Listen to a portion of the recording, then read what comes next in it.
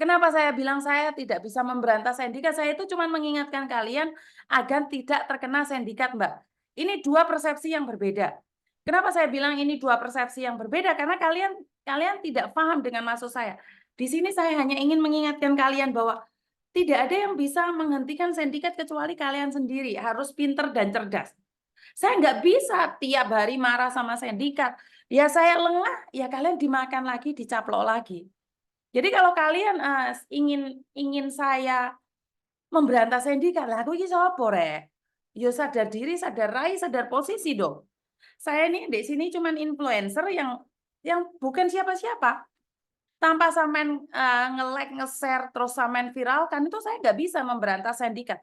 Sindikat itu menjadi attention, menjadi pusat pusat pusatnya orang-orang melihat saat kalian memviralkan.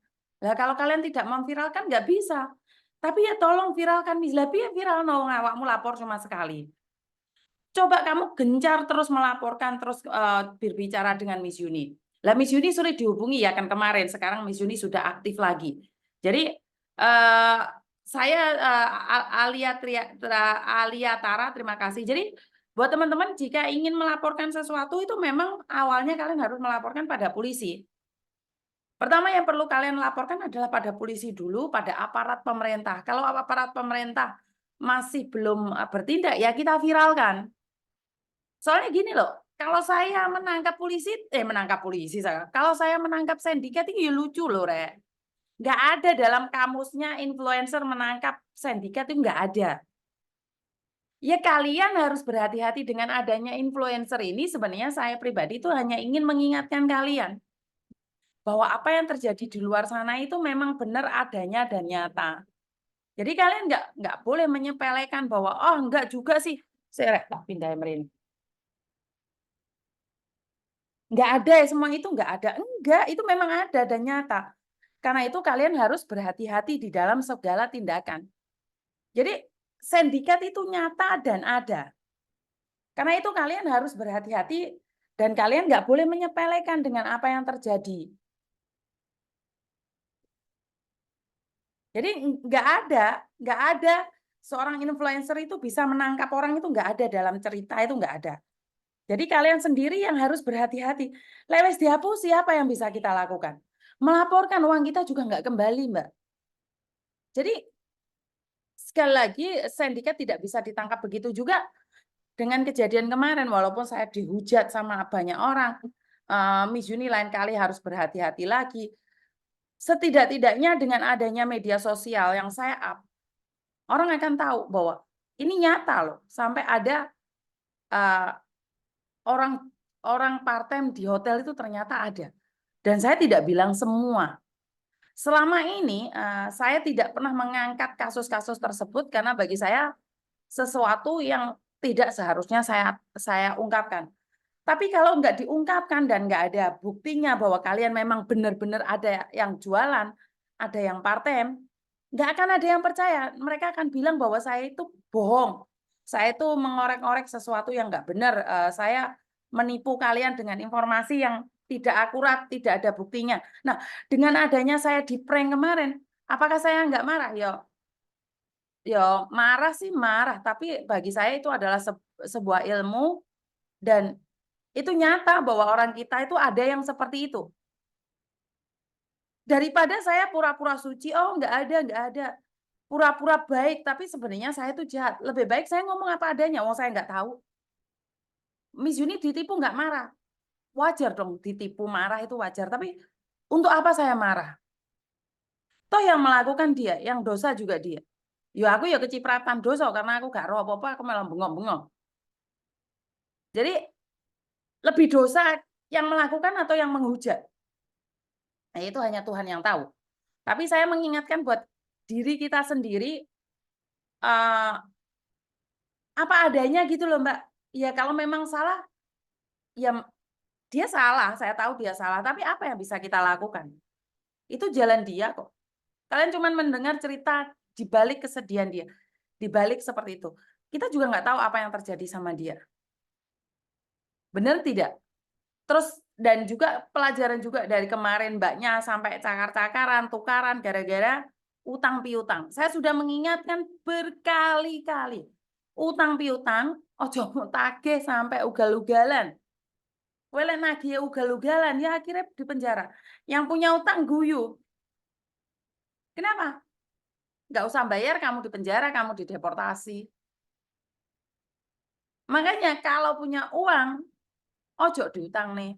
Bahkan kemarin ada yang ngomong sama saya, Miss, tetanggamu ada yang punya utang saya.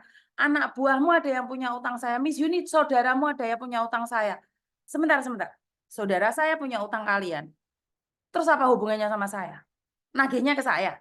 Saya nggak tahu apa-apa. Waktu kalian janjian utang piutang, saya diajak nggak? Kalaupun itu anak buah saya, dia cari majikan di tempat saya. Terus ada hubungannya nggak sama saya? Kalaupun itu keponakan saya, kalaupun itu adik saya, pantas nggak kalian nagihnya ke saya? Jangan ikut campurkan saya dengan utang piutang siapapun. Siapapun itu. Karena saya tidak terlibat dalam hal itu. Dan saya tidak tahu. Jadi jika ada orang yang menagih utang ke saya, karena anak buah saya, karena saudara saya, karena teman saya, karena tetangga saya akan upload kalian. Karena saya tidak tahu duduk permasalahannya. Saya nggak tahu. Jangan libatkan saya. Waktu utang piutang kalian nanya sama saya nggak? Miss, itu anak buahmu punya utang saya. Lah terus hubungannya mbak aku apa? Hah? Hubungannya mbak aku apa? Kan nggak kayak gitu kontennya. Konteksnya kan nggak kayak gitu. Kalian nggak boleh nagih utang sama orang yang nggak tahu apa-apa. Benar nggak? Ini sudah pelajaran buat teman-teman yang punya duit atau yang nggak punya duit. Lek sampai kamu nagih utang cakar-cakaran berakibat fatal. Kamu boleh emosi, kamu boleh marah. Ingat, uang akan membawa malapetaka buat kalian. Uang akan menghancurkan kalian. Uang akan menjadi tuan yang jahat. Tapi dia bisa menjadi hamba yang baik. Tergantung dari kalian bagaimana kalian memanage uang tersebut. Jadi saya pribadi itu saya tidak akan ikut campur dengan utang piutang. Pertama, saya tidak bisa membasmi sindikat karena saya bukan siapa-siapa. Saya hanya membantu mengingatkan kalian tentang sindikat. Kedua, tentang utang piutang, saya tidak ada hubungan dengan utang piutang. Jadi saya tidak ingin terlibat dengan utang piutang siapapun itu.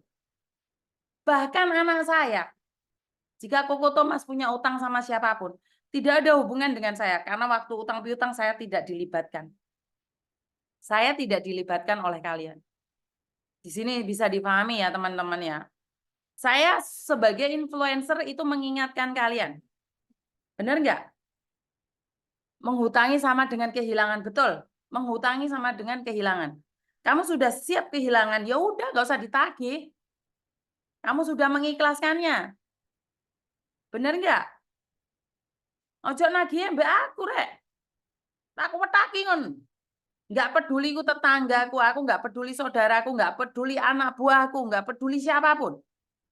Saya tidak dilibatkan dalam utang piutang. Aku ojo mutagih loh. Ya, tapi saya pribadi punya utang sama kalian. Jika saya lupa, jika saya tidak ingat, jika saya pernah makan uang kalian, datang ke saya, ingatkan saya. Karena saya manusia biasa, mungkin saya lupa.